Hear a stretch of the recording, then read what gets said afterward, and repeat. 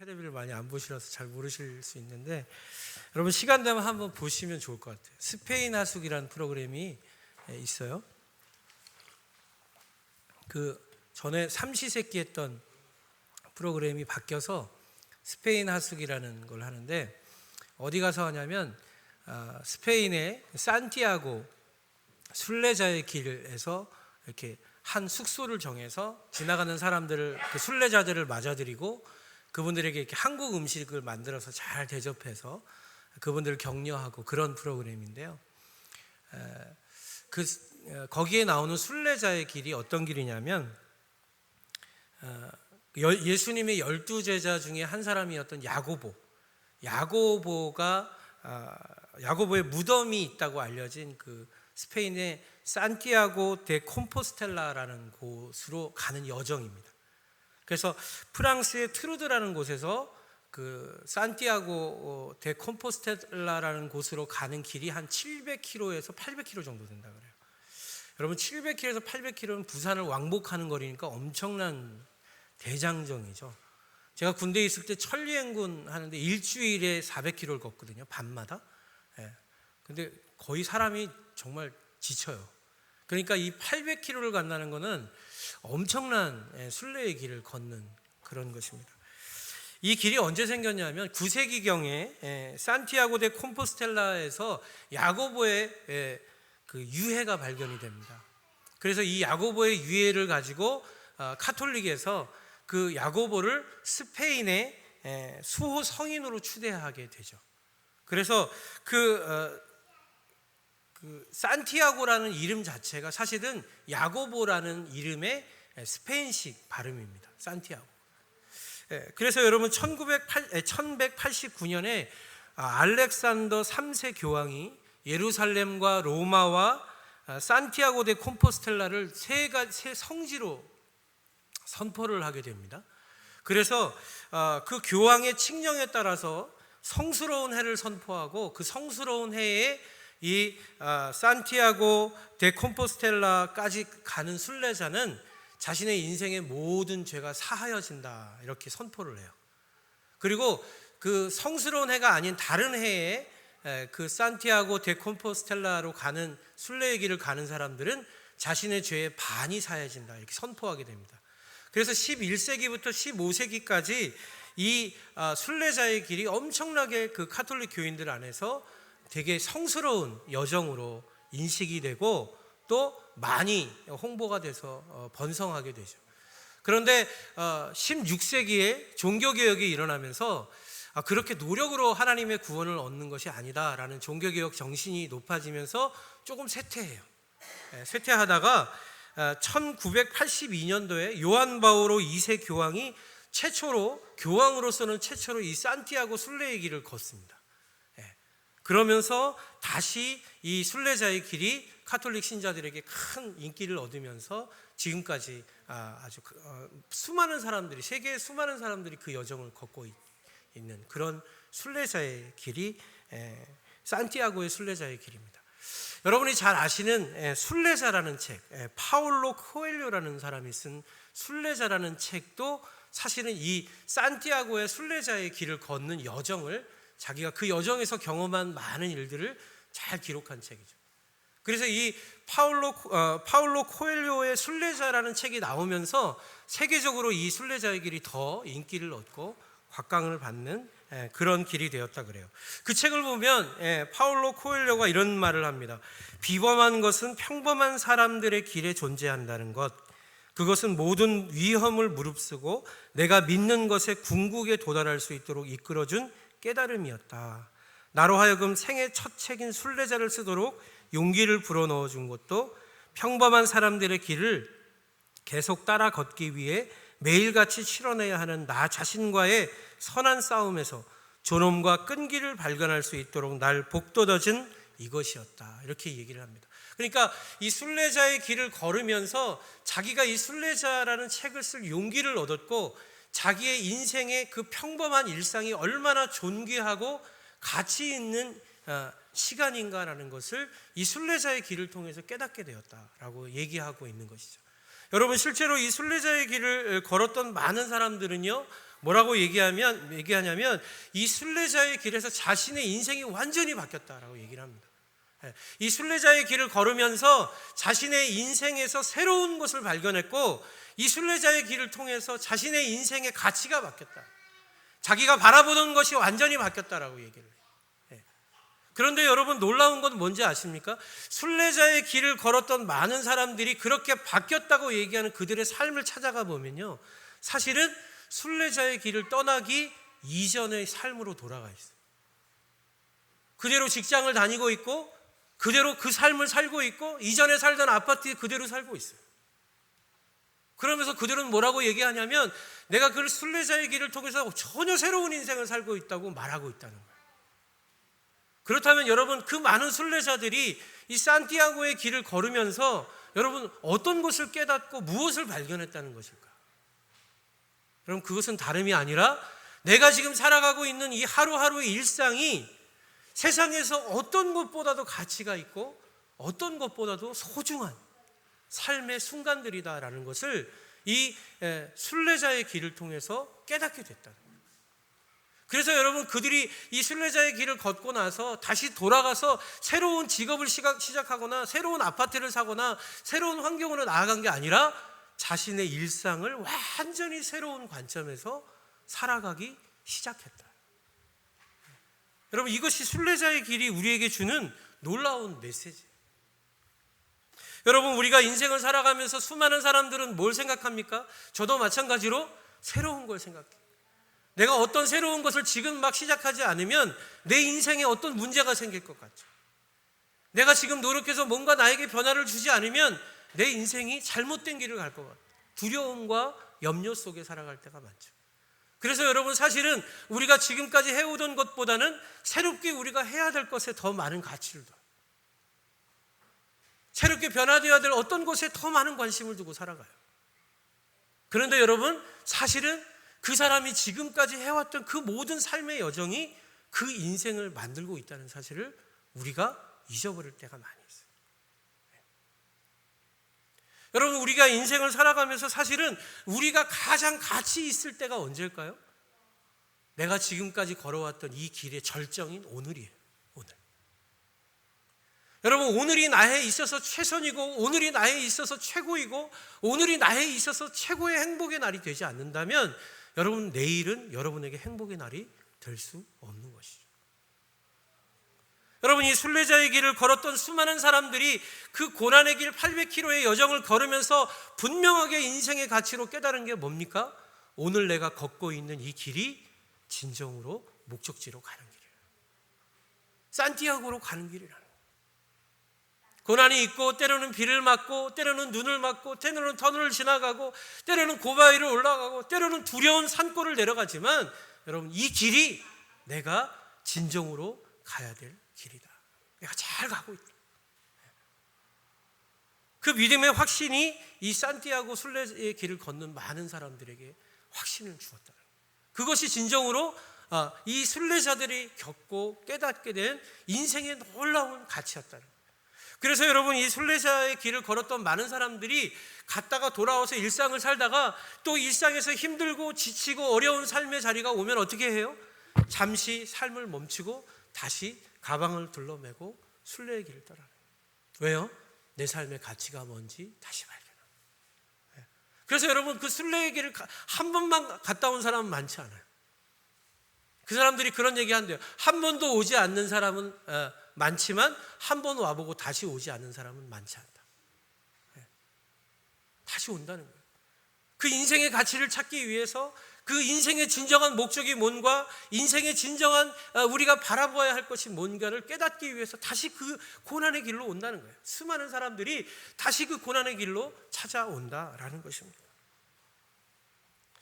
여러분, 순례자에게 있어서 최선이 뭘까요? 여러분, 그 800km의 여정을 걷는 순례자에게 있어서 최선은요, 그 길을 걸어가는 거예요. 여러분, 그 긴 길에, 여러분 되게 오랫동안 우리 군대 갔다 오신 분들은 아시겠지만 오랜 걸음을 걸을 때 제일 중요한 게 뭔지 아세요? 자기 페이스를 지키는 거예요. 마라톤도 마찬가지죠. 자기가 자기의 체력보다 더 어떤 구간을 오버해서 뛰면 어떻게 됩니까? 완주를 못해요. 그게 마라톤이죠. 여러분, 걷는 것도 마찬가지예요. 수백 킬로를 걷게 되면요, 자기가 걸을 수 있는 일정 한도 이상의 속도를 내면 안 돼요. 일정하게 꾸준하게 내가 지금 이 걷고 이 속도로 가는 길이 내가 목적지로 간다는 확신을 가지고 걸어가는 것, 그게 순례자의 최고예요. 최선이에요. 여러분, 순례자가 가져야 되는 또 다른 하나가 무엇입니까? 그것은 뭐냐면 걸음을 멈추면 안 된다는 거예요. 여러분, 800km의 여정을 내가 가고 싶으면 가고 쉬고 싶으면 쉬면 목적지까지 다다를 수 있을까요? 800km를 걸으려면요, 일정 구간 이상을 계속 매일 걸어야 돼요. 잠을 자고 또 걷고. 그래서 여러분, 그 스페인 하숙을 보면요, 그분들의 외모가 되게 초라합니다. 오랫동안 걸어왔기 때문에 신발도 이렇게 되게 허해져, 이렇게 망가져 있고요, 몸도 지쳐 보이고 되게 피곤해 보여요. 그게 순례자의 길인 것이죠. 여러분, 우리 인생이 마찬가지 아니에요?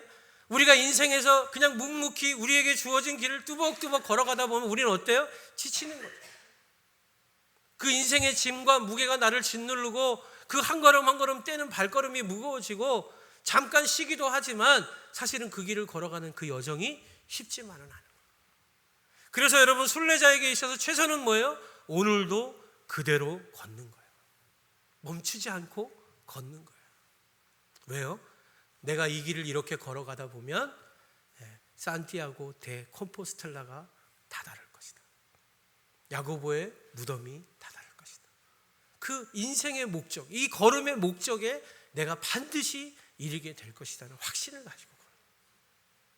여러분, 우리가 인생을 살아가면서 왜 두렵고 왜 염려스럽고 왜 우리가 막 이렇게 떨고 그렇습니까? 내가 가는 이 길이 맞나? 그래서 여러분, 두렵지 않으십니까? 여러분, 제가 청년들 이렇게 같이 이렇게 사역하고 할 때요, 청년들에게 물어보면 청년들이 제일 두려워하는 게 뭔지 아세요? 목사님, 제가 이 길 가는 게 맞는지 모르겠어요. 제가 이렇게 가진 게, 할 수 있는 게 음악밖에 없어서 음악을 하는데요, 제가 이걸로 성공하고 잘 살 수 있을까요? 잘 모르겠어요. 제가 공부밖에 한 게 없어가지고 목사님, 그냥 대학을 공부를 해서 가긴 갔는데요, 대학 가보니까 공부를 잘하는 애들 너무나 많아요. 제가 잘 살 수 있을지 모르겠어요. 여러분, 우리가 인생을 살아가면서 어른들은 안 그렇습니까? 내가 이 길로 걸어가면, 내가 살아오던 방식대로 그대로 살아가면, 내가 오늘 매일매일 하고 있는 이 일을 계속해서 하면 정말로 내가 하나님이 축복하시는 그 축복의 사람이 될 수 있을까? 내가 성공한 인생을 살 수 있을까? 내가 믿음의 사람으로서 세상 가운데 본을 보이는 믿음의 사람으로 세워질 수 있을까? 여러분, 사실은 그게 두려워서 우리가 자꾸 새로운 걸 찾는 것 아닐까요? 그런데 여러분, 산티아고의 순례자들은 분명하게 믿는 게 있어요. 그게 뭐죠? 내가 이 길을 걸으면, 먼저 앞서 걸어간 그 사람들이 걸어간 대로 이 길을 꿋꿋이 묵묵히 산을 넘고 물을 건너가면, 그러면 산티아고 데 콤포스텔라가 다다를 것이다. 거기에 이를 것이다. 의심하지 않아. 의심하지 않아요. 여러분, 이게 순례자의 길이라는 거예요. 여러분, 이게 믿음을 가지고 인생을 살아가는 길이라는 거예요. 여러분, 오늘 이렇게 날씨가 좋은 날, 여러분 왜 여기 오셨습니까? 네? 여러분, 왜 매주일 여러분은 다른 사람 놀러 갈 때 왜 교회 나와서 예배 드리십니까? 왜 매일마다 이 심각하게 생긴 목사의 얼굴을 기억하면서 아침에 성경을 피십니까? 큐티를 안 하면 목사님 또 뭐라 할까봐 큐티 책을 펴시는 여러분의 표정을 기억할 때마다 저는 참으로 힘들 때가 많이 있어요. 왜 그 말씀을 붙듭니까? 여러분, 왜 주중에 여러분은 금요기도회, 수요기도회, 왜 믿음의 사람들은 그렇게 삶을 잠깐 내려놓고 또 말씀을 붙들러 아침에도 받고 주일에도 받고 매일매일 그 말씀을 붙들고 살아가고 있는데 왜 또 그 말씀을 붙들고 나아가려고 합니까? 왜 예배의 자리로 가야 합니까? 이유가 무엇입니까? 심지어 여러분, 그 말씀은 어떤 말씀이에요? 내가 새롭게 접한 말씀이 아니라 내 어머니로부터 들려왔던, 수십 년 전부터, 내가 태어나기 전서부터 읽어왔던 책이 성경이에요. 왜 그거를 그렇게 붙들려고, 왜 그렇게 말씀을 붙들고, 왜 그렇게 예배를 붙들고 똑같이 지루할 것 같은 이 일상을 우리는 왜 살아가야 합니까? 왜 우리가 이것을 놓지 않고 살아가는 것입니까? 그것은 여러분, 이 말씀을 붙들고 예배를 붙드는 이 삶이 우리를 결국엔 영원한 생명으로 인도할 거라고 믿기 때문에, 그 확신이 있으니까, 그 믿음이 있으니까. 다른 길로 가면 안 되고 내가 이 길로 이 말씀을 붙들고 살아가는 이 삶으로 살아갈 때 매일매일 뚜벅뚜벅 힘들고 비가 오고 눈이 오나 삶의 어떤 역경이 와도 그 길을 우리가 걸어갈 수 있을 때, 그럴 때 나에게 진정한 생명이 있다고 믿기 때문에. 그래서 여러분 걸어가고 계신 것 아닐까요? 그런 의미에서 봤을 때 여러분, 우리의 인생 자체가 사실은 순례자의 길을 갖고 있는 거예요. 우리의 인생의 짐을 지고, 사업의 짐, 직장의 짐, 자녀의 짐, 부모의 짐, 내 인생에 주어진 그 짐을 지고 묵묵히 꿋꿋이 목적지를 향해서 걸어가는 삶, 그게 바로 우리 인생이에요. 그게 믿음의 삶이라는 거예요. 그래서 여러분, 오늘의 본문에서 23절을 보니까 이렇게 말씀해요.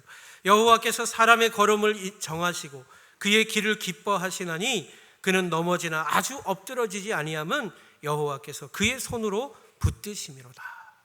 여러분, 여기에서 여호와께서 사람의 걸음을 정하신다라는 표현을 새번역 성경에서는 이렇게 번역해요.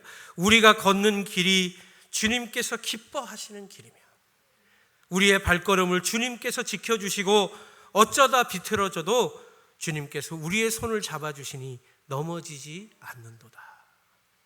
여러분, 이게 무슨 말이에요? 우리가 지금 이 걸어가는 길, 시편의 저자가 지금 온 회중을 향해서 선포하고 있는 거예요. 우리가 함께 걸어가고 있는 이 길이 바로 주님께서 인도하시는 길임을 믿으시기 바랍니다. 선포하고 있는 거예요. 때로는 비가 오고 때로는 창수가 나고 때로는 눈이 와서 추운 길거리를 걸어갈지라도 여러분, 그러나 이 길이 주님께서 함께 하시는 생명의 길이요 영원한 부활의 길임을 믿으시기 바랍니다. 시편의 저자가 선포하고 있는 거예요. 이 길을 걸어갑시다. 이 길이 우리의 생명의 길입니다. 다른 곳 보지 마시고 우리가 지금까지 걸어왔던 이 길을 믿음을 가지고 함께 걸어갑시다. 선포하고 있는 거예요. 사랑하는 성도 여러분, 제가 요즘에 우리 성도분들 한 가정 이렇게 가끔 만나서 얘기하고 기도 제목을 나눌 때 그런 생각이 들어요. 기도가 참 필요한 때구나. 기도가 참 필요한 때. 가정마다 기도의 제목이 있고, 가정마다 하나님이 해결해 주셔야 될 문제가 있고, 가정마다 안타까운 현실이 있더라고요. 그런데 한편으로 그런 기도의 제목을 나누고 가정들을 위해서 기도할 때에 하나님이 저에게 그런 마음 주셨어요. 문제가 있으니 너희가 기도하지 않느냐. 문제가 있으니 너희가 이 길을 걸어가고 있지 않느냐. 여러분, 비가 오지 않고 눈이 오지 않고 쨍쨍하게 해 뜨고 너무 평안하면 여러분, 우리가 그 목적지를 향해 걸어갈까요? 잘 안 가요. 그냥 걷다가 여기 좋은 데 있으면 주저앉아서 그냥 햇빛도 좋고 먹을 것도 많은데 여기 있읍시다 하고 그 자리에 머물러 있지, 목적지를 향해서 주님이 가자고 하는 곳을 우리가 가지 않는다는 거예요. 비가 옵니다. 그래서 비를 피해야 됩니다. 눈이 옵니다. 눈을 피해야 됩니다. 산이 있습니다. 해가 집니다. 그래서 얼른 산을 내려가야 돼요. 그래서 어때요? 그래서 우리가 걸어가는 거예요. 그래서 주님과 걸어가는 거예요. 주님과 함께 하는 거예요. 그것이 바로 믿음의 여정이에요. 말씀하고 있는 것이에요. 여러분, 믿음의 여정에서 하나님의 길을 걸어가는 사람들이 그래서 가장 중요하게 붙들어야 되는 게 뭔지 아십니까? 내가 이 길을 걸어가면 이 길 끝에 주님이 계실 것이다 라는 믿음이에요. 내가 지금 이렇게 매일매일 예배 드리고 매주 예배 드리고 말씀을 붙들고 믿음을 붙들고 최선을 다해서 선을 행하면서 믿음의 사람으로서 하나님이 기뻐하시는 사람이 되기 위해서 몸부림치면서 힘들지만 이 길을 뚜벅뚜벅 걸어가면 이 길 끝에 주님의 면류관 받는 그날이 올 것이다. 내 목적지가 올 것이다. 여러분, 이 확신이 없으면 우린 못 걸어가요. 저와 여러분 가운데 이 믿음의 확신이 있기를 축복합니다. 하나님이 이 길 가운데 함께 하시고 이 길이 생명의 길이고 이 길로 걸어가는 것이 하나님이 우리와 동행하시는 길이다. 여러분, 이렇게 믿음의 확실함을 가진 사람들에게 있는 놀라운 능력이 있어요. 그게 뭔지 아세요? 목적지를 아는 사람은 목적지 때문에 힘들어하지 않아요. 어디로 가야 될 것 때문에 고민하지 않아요. 그래서 여러분, 놀라운 건 800km의 여정을 걸어가는 순례자들이 뭐합니까? 그 무거운 짐을 지고 걸어가면서 자연의 아름다움에 사진을 찍어요. 한 컷 한 컷. 그래서 여러분, 순례자의 길, 산티아고 순례자의 길 한번 쳐보세요. 너무나 예쁜 사진들이 쫙 인터넷에 뜹니다. 누가 찍었을까요? 800km를 짐을 지고 걸어가는 사람들이 찍은 거예요. 무슨 얘기예요? 그들은 목적지가 분명하고 이 길을 가면 반드시 내가 그 목적지에 이를 것을 확신했기 때문에 그들은 목적지 때문에 두려워하지 않고 뭐 했다는 거예요? 그 걸음을 즐겼다는 거예요. 그 여정을 기뻐했다는 거예요. 그 여정 속에서 하나님의 자연과 아름다움을 만끽했다는 거예요. 그래서 그 여정에 있는 많은 것들을 돌아보며 자기 인생을 발견하기 시작합니다. 여러분, 목적지를 향해서 뛰어가는 사람은요, 주변에 뭐가 있는지 몰라요. 그래서 여러분, 차에서 운전해서 차 다니면 여러분 그 길이 얼마나 예쁜지 몰라요. 그러다가 어느 날 갑자기 여러분들이 동네 길을 슬슬 걸어가면 어떻습니까?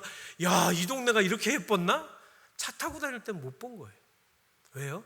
목적이 두려우니까.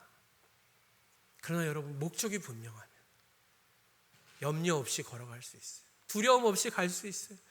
내가 이 길 가서 이 길 끝에 가면 찬란한 영광으로 주님의 면류관 받고 주님이 나를 칭찬해 주실 것이라고 믿는다면 여러분, 말씀 붙들고 예배 붙들고 걸어가는 저와 여러분의 삶이 여러분 축복의 삶이 될 줄로 믿습니다. 기쁨의 삶이 되어야 되는 거예요. 감사의 삶이 되어야 돼요. 찬송하며 가는 길이 되어야 되는 거예요. 그게 바로 믿음의 여정이라는 거예요. 남은 자들을 위한 길 800km라는 책을 쓴 문지온이라는 분이 계십니다. 그분은 어떤 분이냐면 아버지가 자살을 하셨어요. 60대 아버지가 어떤 일인지 모르지만 자살을 하셨고, 그 자살의 절망 속에서 산티아고로 가서 회복하기 위해서 산티아고를 갔는데, 산티아고로 가는 여정 출발하기도 전에 남동생이 아버지의 자살의 충격으로 또 자살을 했다는 소식을 듣습니다. 그런 가정의 절망적인 그 가정사를 안고 이 800km의 여정을 이 여성이 출발해요. 이분은 산티아고의 순례의 길에서 아버지의 자살로 인하여 드리워졌던 자신의 인생의 어두움들이 거쳐지는 걸 경험했다. 그러면서 뭐라고 얘기하냐면, 아버지를 기억할 때마다 자기는 아버지는 자살한 사람, 자기 인생을 비관하고 자기 인생을 저주하고 정말로 한순간도 행복하지 않았던 사람이라고 생각했다는 거예요. 그런데 산티아고를 걸으면서 깨달은 게 있었어요. 그게 뭐냐면 아버지도 우리를 낳을 때 기뻐했을 거라는 거예요. 아버지도 엄마와 같이 결혼했을 때 그 순간이 너무 행복했을 거라는 거예요. 그리고 우리가 자라나면서 가족과 같이 정말 행복했던 순간들이 떠오르면서 아빠가 그때 행복했을 거라는 확신이 오더라는 거예요. 단지 아빠가 정말로 힘들었던 순간은 그 우울증으로 인해서 1년간 괴로워하면서 죽음에 이르렀던 그 순간이 인생에서 힘들고 어려웠던 것이지, 그 이전에 아빠는 너무너무 행복했고 너무너무 잘 산 인생을 살았고 너무너무 좋은 분이었다. 행복한 인생이었다. 그러니까 그 마음이 치유되기 시작하는 거예요. 그 아버지가 이해되기 시작하는 거예요. 절망의 어두운 길, 눈이 오고 비가 오고 막 그래서 터널 같은 굴 속에 들어가서 눈을 피하고 비를 피할 때 정말로 두려웠고 떨렸대요. 그러나 그 두려움 속에서 아버지가 자살로 가는 그 두려움을 겪었던 아버지를 이해하게 됐어요. 왜 우리를 버리고 아버지가 죽었을까 했던 원망 섞인 마음이 아버지를 이해하는 마음이 됐다. 비를 맞으며 걸을 때 아버지가 겪었던 세상으로부터의 질시와 질타와 세상으로부터의 그 비난과 손가락질이 느껴졌어요. 그래서 그 아버지가 이해되기 시작했어요. 아버지가 이랬겠구나. 그래서 그 비를 맞으며 눈물을 흘리며 아버지의 마음을 이해하게 됐다. 그런 여정의 책을 쓰면서 이 저자는 이렇게 얘기합니다. 나는 2번 카미노를 걸었다. 처음에는 산티아고를 향해 몸으로 걸었고, 2번째는 아버지의 죽음과 함께 잃어버린 내 삶의 기억들과 진실을 찾아 마음으로 걸었다. 카미노는 메비우스의 띠와 같아서 첫 번째 길이 2번째 길로 자연스럽게 이어졌고, 몸으로 걸으면서 느끼던 일들이 마음의 진실을 찾아가는 데 유용한 도움을 얻었다. 특히 위험했던 상황들, 외딴 산속에서 길을 잃었을 때, 갑작스레 날씨는 변하고 몸은 탈진해서 꼼짝달싹 할 수 없었을 때 느꼈던 고립감과 공포, 눈 쌓인 산속에서 경험했던 터널 시야 등은 아버지의 죽음을 이해하는 데 실질적이고 구체적인 도움이 되었다. 이렇게 얘기하고 있어요. 여러분, 이 책의 저자는 순례의 길에서 많이 만난 사람들의 이야기들, 또 그들의 격려와 메시지를 다 기록해놨어요. 그 기록 중에 이런 말씀이 있습니다. 비가 더 거세질 거야. 눈이 올지도 몰라. 그렇다고 서두르지 마. 천천히 걸어. 내 몸이 하는 말을 잘 듣고 천천히 걸어가도 오늘 밤까지는 론세스바이어스에 갈 수 있을 거야. 내 말을 믿어. 괜찮아. 내가 겨울산을 잘 알아. 여러 번 이 산티아고의 순례의 길을 왔던 선배가 이 여인에게 격려의 말을 해준 거예요. 괜찮아. 너 걸음이면 여기서 충분히 목적지까지, 숙소까지 갈 수 있어. 그냥 비 맞으면서 걸어. 비를 느껴. 너를 생각해. 여유 있게 가. 여러분, 우리가 인생을 살아가면서 이런 말 듣고 싶지 않습니까? 너무나 두렵고 떨려서 내 목적지가 어딘지 헷갈려서 내가 잘 갈 수 있을지 두려워하고 있을 그때에 여러분, 주님으로부터 듣고 싶은 음성이 여러분 이런 음성 아니에요? 괜찮아. 잘 왔어. 이대로만 가면 돼. 그러면 잘 될 거야. 여러분, 이것은요, 세상에서 말하면 무조건 잘 될 거야, 시크릿, 그런 얘기를 하는 게 아니에요. 믿음은 뭐예요? 내가 너와 함께하니 괜찮아. 잘 될 거야. 이런 세미한 주님의 음성이 저와 여러분의 인생에서 들려지기를 축복합니다. 괜찮아요. 괜찮아. 잘 왔잖아요. 우리가 여기까지 잘 왔어요. 그대로 걸으면 돼요. 그대로 하나님 손 붙들고 뚜벅뚜벅 걸어가면 되는 거예요. 그러면 그 길 인생 끝에서 우리는 분명한 하나님의 목적지로 나아가게 될 줄로 믿으시기 바랍니다. 그게 바로 시편의 저자의 고백인 거예요. 그래서 여러분, 오늘 본문 시편에서 26절을 보면 시편의 저자가 이렇게 얘기해요. 내가 어려서부터 늙기까지 의인의 버림을 당하거나 그의 자손이 걸식함을 보지 못하였도다. 그는 종일토록 은혜를 베풀고 꾸어주니 그의 자손이 복을 받는도다. 악에서 떠나 선을 행하라. 그리하면 영원히 살리니 여호와께서 정의를 사랑하시고 그의 성도를 버리지 아니하심이로다. 그들은 영원히 보호를 받으나 악인의 자손은 끊어지리로다. 여러분, 오늘 본문에서 뭐라고 얘기해요? 내가 어려서부터 늙기까지 의인의 버림을 당하거나 그의 자손이 걸식함을 보지 못했다. 여러분, 이게 놀라운 선포예요. 네가 이렇게 옳은 길로 하나님의 정의와 공의를 실천하는 믿음의 길로 걸어가면 반드시 성공하고 반드시 하나님의 뜻을 이루는 것을 내가 인생 살면서 확신해. 수많은 사람을 봤다. 그러니 잘 걸어가면 된다. 하나님의 공의와 하나님의 정의를 지키며 살아가면 된다라고 격려해 주고 있는 거예요.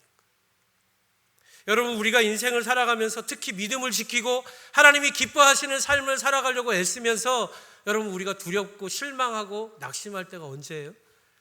나는 정의를 지키려고 하는데, 나는 공의를 지키려고 하는데 나보다 먼저 새치기 한 사람이 더 잘 되는 것 같아요. 악인이 형통하고 악인이 더 잘 되고 악인이 승리하는 것 같고 악하게 살아가는 사람이 내 것 다 빼앗아가는 것 같을 때, 여러분, 그때 우리 두려워지지 않아요? 그래서 고민되죠. 내가 이렇게 질서 지키고 하나님이 정의 지키며 사는 게 맞나? 나도 남들처럼 살아야 되는 거 아닌가? 심지어 주변의 친구들이 그렇게 얘기하죠. 야, 적당히 살아. 야, 세상 사람 너처럼 안 살아. 그렇게 사니까 그렇게 맨날 힘들지. 적당히 살아. 하나님이 너 밥 안 먹여줘. 여러분, 이게 세상의 도전 아닌가요? 이게 저와 여러분이 믿음의 걸음을 걷다가 가장 크게 받는 유혹 아닌가요? 목회를 하고 교회를 개척해서 한 주 한 주 겪어가면서 두렵고 떨리는 마음으로 어떤 목사님들 모임에 나아갔을 때 세상의 방법과 세상의 마케팅을 가지고 성공한 목사님들의 성공 사례를 듣다 보면 제가 스스로 그런 생각을 할 때가 있어요. 건강한 거, 올바른 거, 하나님이 기뻐하시는 교회, 그게 진짜 우리가 사는 길일까? 회의가 들고 걱정이 되고 한편으로는 어떤 마음이 들어요? 분노가 일어나죠. 하나님 도대체 뭐 하시길래 저 악한 교회는 저렇게 승승장구하게 하시고 왜 이 세상에 정의를 행하는 작은 교회들이 왜 이렇게 힘들게 하실까? 여러분 인생도 그렇지 않습니까? 세금 제대로 내고 내가 할 거 세상에서 질서 다 지키고 내가 올바른 사람으로 살아가려고 하는데 악을 행하는 자는 나보다 2배, 3배는 빨리 가는 것 같고 더 성공해서 더 많이 누리는 것 같고 그래서 힘들고 그래서 두렵고 그래서 나도 저 길을 따라가야 되나 고민되고 힘들어지지 않습니까? 오늘 본문에서 이렇게 말씀해요. 선을 행하며 잠잠히 기다려라. 오늘 본문 우리가 함께 읽지는 않았지만 7절에서 9절을 보면 이렇게 말씀합니다. 여호와 앞에 잠잠하고 참고 기다리라. 자기 길이 형통하며 악한 꾀를 이루는 자 때문에 불평하지 말지어다. 분을 그치고 노를 버리며 불평하지 말라. 오히려 악을 만들 뿐이라. 진실로 악을 행하는 자들은 끊어질 것이나 여호와를 소망하는 자들은 땅을 차지하리로다. 여러분, 인생의 길에서, 순례의 길에서 우리보다 불법을 행하며 악을 행하며 더 빨리 가는 사람들이 우리 주변에 있어요. 없지 않아요. 그 사람들이 더 빨리 목적지에 갈 것 같고 더 잘 갈 것 같고 그래서 내가 얻을 내 분깃마저도 그 사람들이 빼앗아 갈 것 같은 게 우리 인생이죠. 그런데 여러분, 시편의 저자가 뭐라고 말씀합니까? 정의를 행하는 자가 실패하는 건 내가 본 적이 없다. 잠잠히 기다리며 분내지 말고 하나님의 길을 따라가라. 그러면서 뭐라 그래요? 분을 내지 말라. 화를 내지 말라. 악한 자의 형통을 보고 화를 내므로 인해서 화로 인해서 너도 악에 동참하지 마라. 여러분, 왜 우리가 정의를 보면서 분을 내는 게 악에 동참하는 길이 될까요? 여러분, 우리가 정의를 보면 우리를 이야기하고 그것이 옳지 않다고 얘기하고 그것과 맞서 싸우는 것이 정의처럼 보이잖아요. 그것이 올바른 것처럼 보이잖아요. 그런데 여러분, 거기엔 뭐가 숨겨져 있어요? 하나님은 뭐 하십니까? 라는 하나님에 대한 원망이 담겨져 있어요. 그래서 하나님이 그 불의를 그대로 방관하시고 내가 그 불의를 고치지 않으면 하나님이 고칠 수 없다는 불신이 담겨져 있어요. 그래서 여러분, 불의를 보고 화내는 것이 하나님 보시기에 그렇게 바람직하지 않습니다. 여러분, 불의를 보았다면 그 불의가 어떻게 패배하는지를 기다리는 게 믿음이에요. 지금 정의가 쇠하는 것 같고 불의가 승하는 것 같지만 그러나 그 불의가 어떻게 무너지고 어떻게 정의가 승하는지를 여러분의 눈으로 보셔야 되지 않습니까? 왜? 우리가 정의가 이길 것을 믿기 때문에. 여러분, 이게 믿음이에요. 내가 비록 지금은 천천히 가고 내가 비록 지금은 남들보다 뒤처져 있는 것처럼 보이지만 이 정의와 공의를 실천하며 올바른 길로 하나님의 믿음으로 걸어갈 때 진정한 승리는 이곳에 있다라는 것을 믿는 사람들, 그 사람이 순례자예요. 그 사람이 믿음으로 갈 수 있는 사람. 여러분, 정의를 믿지 못하면 우리도 불의에 동참하게 돼 있어요. 왜? 두려워서.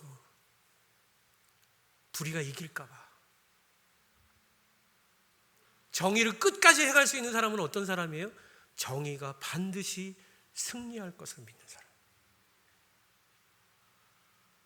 여러분, 이 세상에서 진정한 의로움을 이루어낸, 노예를 해방시키고 흑인을 해방시키고 이 세상에서 정말로 정말 위대한 분들이었다고 인정받는 그 많은 사람들, 그분들이 여러분 불의에 대항하여 싸워서 이겼습니까? 아니에요. 정의가 이김을 믿고 잠잠히 죽음의 자리로 나아간 사람들이 노예를 해방시켰고 흑인들이 당당한 인생을 살 수 있도록 만들었어요. 여러분, 정의를 믿지 못하는 사람은요, 하나님의 의로운 길을 갈 수 없습니다.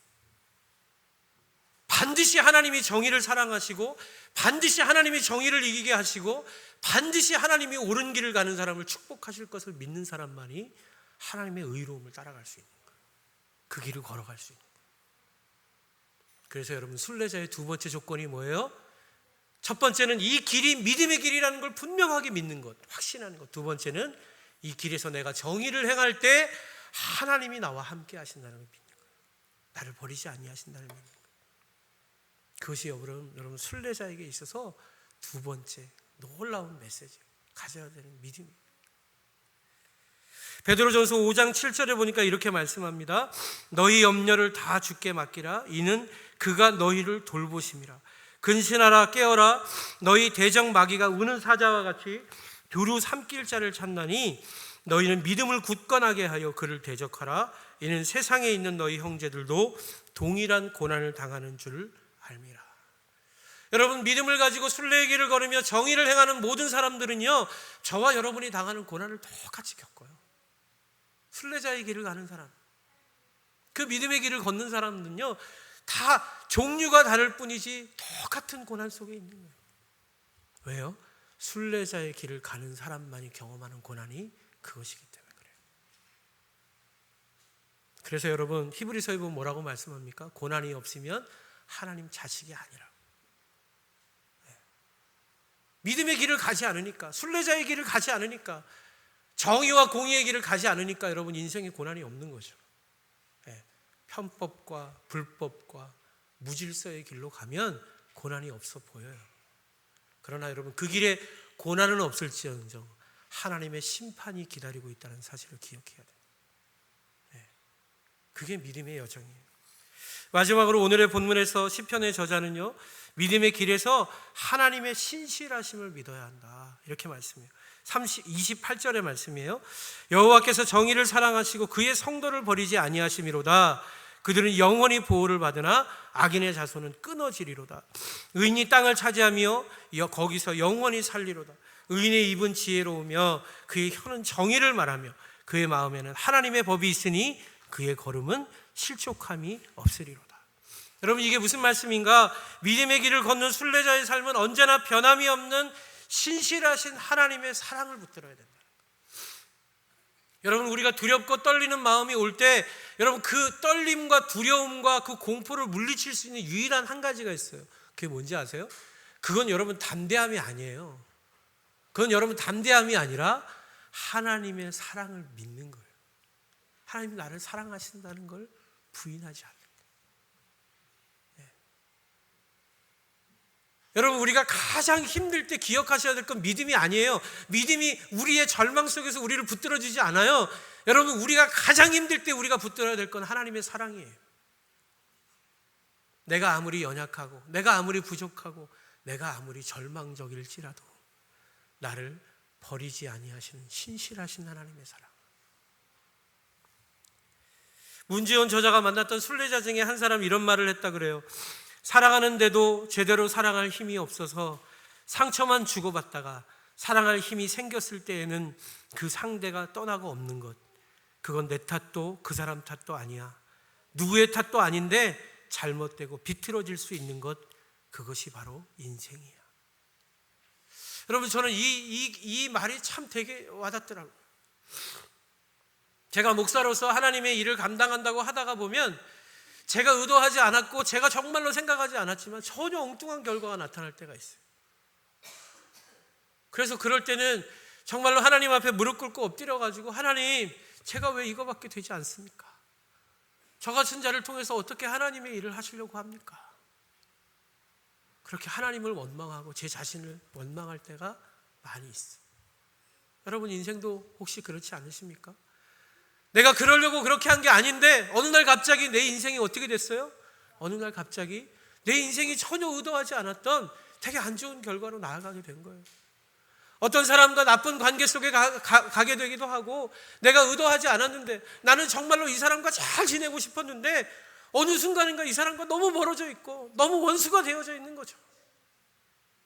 그래서 너무 힘들고, 그럴 수밖에 없는 내가 너무 절망스럽고, 내가 너무 믿고, 내가 너무 저주스러워. 그래서 그런 나를 바라보면서 하나님 앞에 나아가지도 못한 그런 연약함이 저와 여러분의 연약함은 아닙니까? 그러나 그때 우리가 붙들 게 있다는 거예요. 하나님은 너를 버리지 아니하신다. 하나님은 너를 사랑하신다. 그럴지라도, 네가 비록 그런 연약한 모습일지라도, 그렇게 절망스러운 모습으로 지금 그 길을 걷고 있을지라도 괜찮다. 내가 너를 사랑한다. 내가 너를 포기하지 않을 것이다. 그럼 이게 바로 순례의 길에서 겪는 하나님의 메시지인 거예요. 여러분, 하나님을 신뢰한다는 것, 제가 수도 없이 말씀드렸는데요, 하나님을 신뢰한다는 건 뭐냐면요, 산 위에서 돌을 굴리는 거. 여러분 그런 거 해보셨어요? 요즘에 등산 가서 그런 거 하지 마십시오. 큰일 납니다. 밑에 올라오는 사람들 돌 맞으면 큰일 납니다. 옛날에는 이렇게 어린이들이 동산 같은 데 올라가면 거기서 이렇게 돌을 막 굴렸잖아요. 그래서 야, 내 돌이 절로 가야 되는데 절로 간다 막 그러잖아요. 예? 예. 여러분 위에서 돌을 굴리면 여러분이 원하는 대로 갑니까? 돌이? 안 가요. 절대 안 갑니다. 예. 제가 은사는 별로 없지만 100% 예언할게요. 절대 여러분들이 원하는 길로 안 갑니다. 돌뿌리에 채이고 가지에 채이고 나무에 채이고 그래 딴 데로 가요. 그런데 여러분 신뢰한다는 건 그런 의미예요. 원어적으로 그런 의미를 가지고 있어요. 무슨 얘기예요? 신뢰한다는 건 내 손을 떠나는 거. 내 손을 떠나는 거. 내가 어떻게 할 수 없게 놔두는 거. 그게 믿음이에요. 그게 믿음이라고. 여러분 제가 어렸을 때 저희 형님이 그때도 저희 형이 어렸을 때죠. 요즘에 그 플라스틱 비행기 유행이더라고요. 애들 보니까 그거 잘 날아가더라고요. 옛날엔 그렇게 잘 만들지 못해가지고 종이로 이렇게 비행기를 만들었어요. 그래가지고 어린이회관에서 그 종이로 비행기를 꼭대기 옥상에서 날리는 대회를 했어요. 옛날에. 예. 그래가지고 그 형이 거기 출전을 해가지고 어떻게 돼서 그 날리는 데까지 간 거예요. 그래서 저희 집 식구가 그 구경하려고 다 갔어요. 형이 딱 날리자마자 저희 형 비행기는 바로 꼬꾸라지더라고요. 막 삐글삐글 돌더니 꽝 떨어져. 또 어떤 친구는 딱 던졌는데 조금 날아가다가 휘잉 하고 바람 타더니 절로 가요. 예. 근데 어떤 친구는 싹 날렸는데 되게 그냥 초라하게 만든 것 같은데 이게 막 일리 갔다 절리 갔다 막 엄청 길게 날고 결국 1등 했죠. 그 친구께. 예. 여러분 인생은 그런 거라고요. 우리가 비행기를 던지면요 그 비행기가 어떻게 날아갈지 우린 몰라요. 그게 추락할 수도 있고요. 그게 떨어질 수도 있어요. 그런데 여러분 그 우리의 손에서 비행기를 놔보지 않으면 그 비행기는 죽어도 하늘을 날 수가 없어요.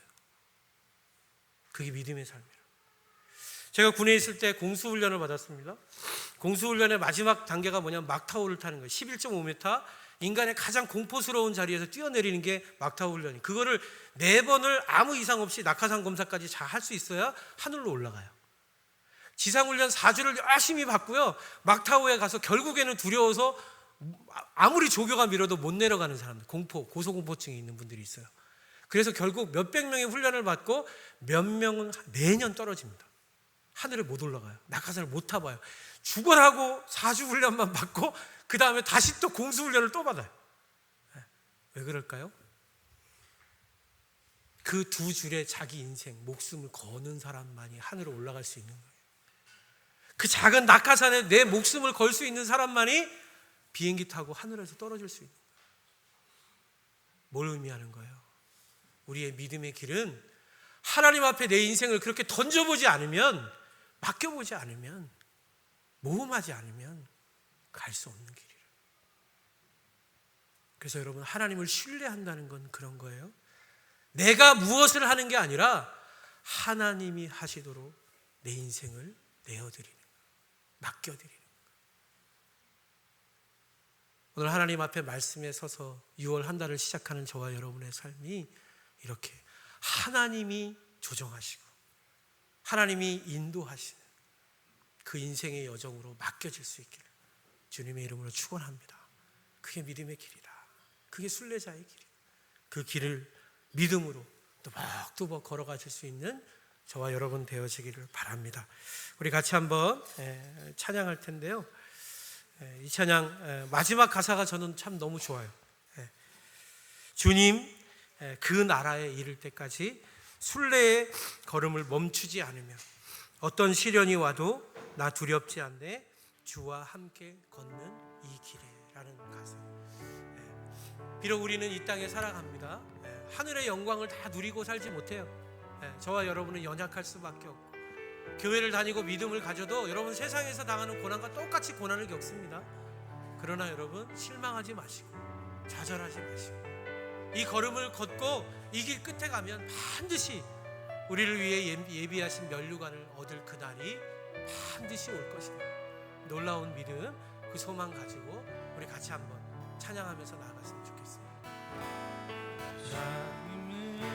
비록 땅을 걷다며 살지라도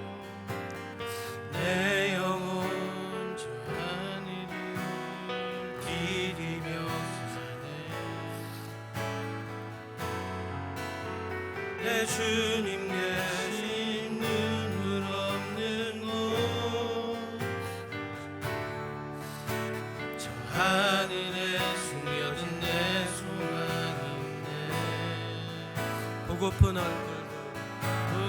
얼굴들 이름들 맛이 생각나 때론 가슴 터지도록 기다려지는 곳 내 아버지 넓은 날 주시는 저 하늘에 사는 내 소망인데 주님 그 나라 그 나라의 길을 때까지 순례의 걸음 멈추지 않으면 어떤 어려움 어떤 시련이 와도 나 두렵지 않네 주와 함께 걷는 이 길 처음부터 다시 한번 지금은 비록 땅을 못하며 살지라도 내 영혼 저 하늘 내 영혼 저 하늘을 디디며 사네 내 주님 계신 눈물 없는 곳 저 하늘에 살던 내 소망인데 보고픈 얼굴들 이름들 많이 생각나 때론 가슴 터지도록 기다려지는 곳 내 아버지 넓은 날 맞으시는 저 하늘에 살던 내 소망인데 주님 그 나라 그 나라의 길을 때까지 순례의 걸음 멈추지 않으면 어떤 시련이 와도 나 두렵지 않네 주와 함께 걷는 이 길 우리 한 번 더 주님 그 나라에 주님 그 나라에 이를 때까지 순례의 걸음 멈추지 않으면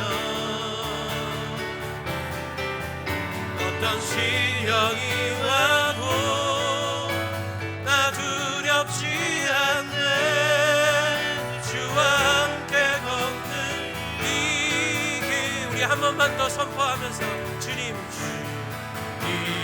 그 나라에 이를 때까지 순례의 걸음 순례의 걸음 멈추지 않으면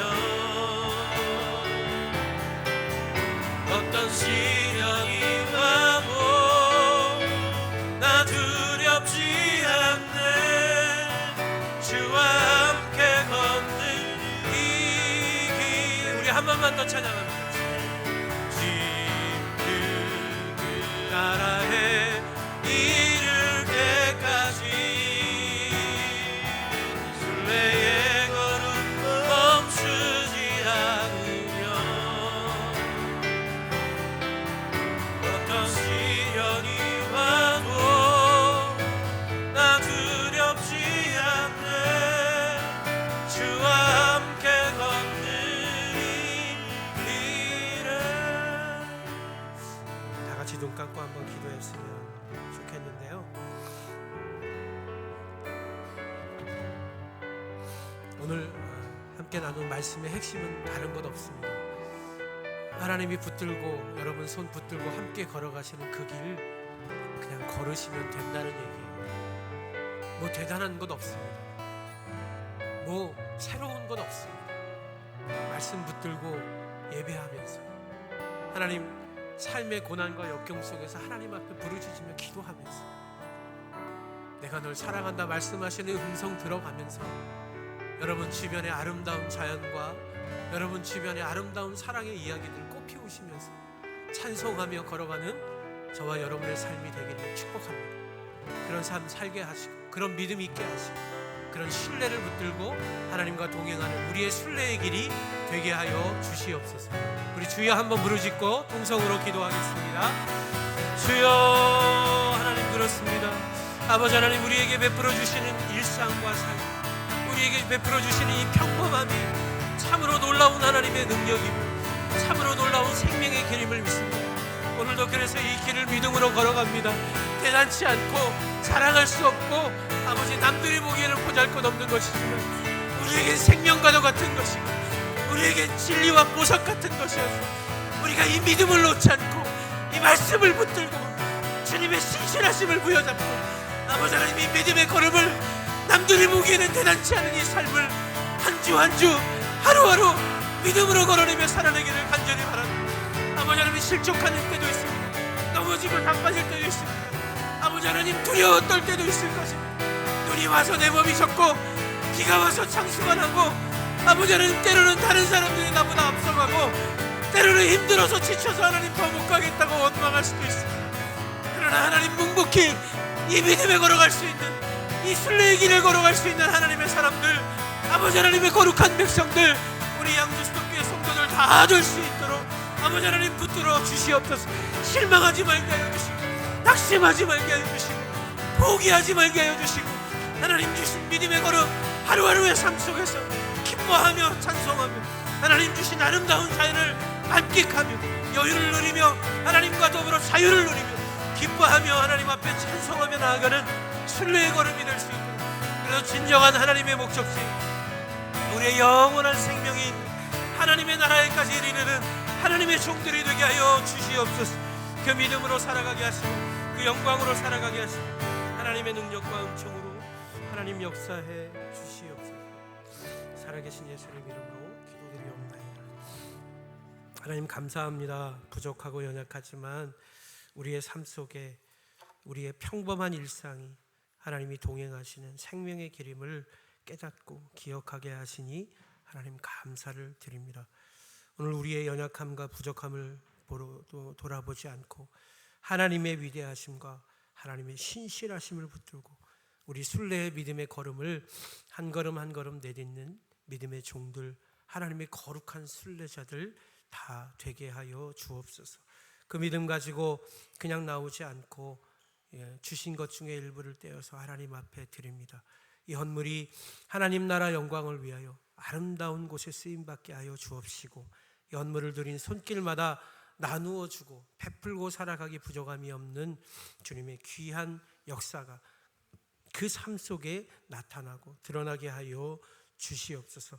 그렇게 하나님 우리의 삶을 축복하시고 이 헌물을 축복하시고 우리의 예배 가운데 함께 하실 하나님을 찬송하며 살아계신 예수 그리스도의 이름 받들어 기도드리옵나이다. 아멘.